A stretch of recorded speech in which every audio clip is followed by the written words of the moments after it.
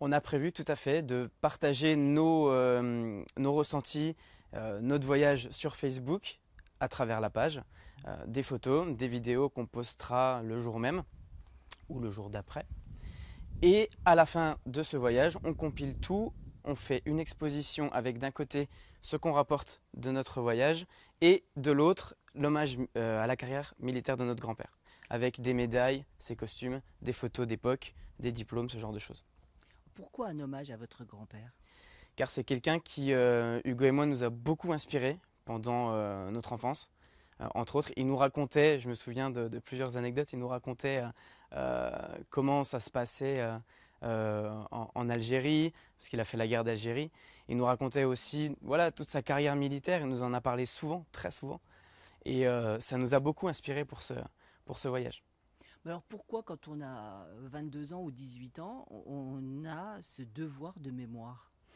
Alors déjà pour le côté voyage, voilà, on dit souvent que les voyages forment la jeunesse et je suis complètement d'accord avec ça. Donc on a voulu rendre travailler ce devoir de mémoire à travers ce voyage.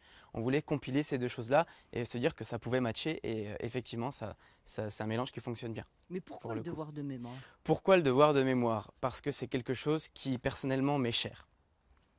C'est quelque chose que je suis un grand passionné en fait de la Seconde Guerre mondiale, entre autres, et de la question comment je pourrais vous dire ça, de la question des Juifs, la place des Juifs pendant la Seconde Guerre mondiale. De l'extermination. Voilà, de l'extermination, tout à fait, la Shoah, etc.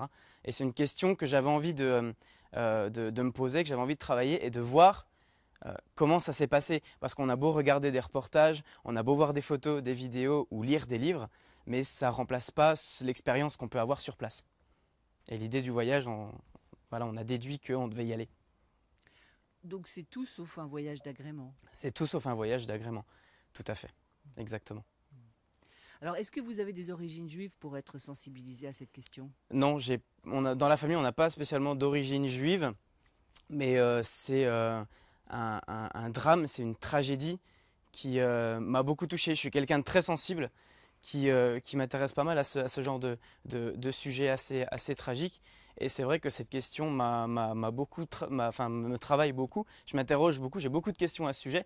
Et c'est aussi pour ça, pour avoir des réponses, qu'on se rend dans ces lieux emblématiques de la Seconde Guerre mondiale. Notamment Auschwitz. Notamment Auschwitz, tout à fait. Vous en attendez quoi? J'en attends peut-être beaucoup d'émotions. Comme je vous le disais, le fait d'être sur place, c'est autre chose que de voir des films ou que de voir des photos. Et j'en attends énormément de choses. C'est le point culminant du voyage. Donc on va être, je pense, très surpris et assez ému d'être là-bas.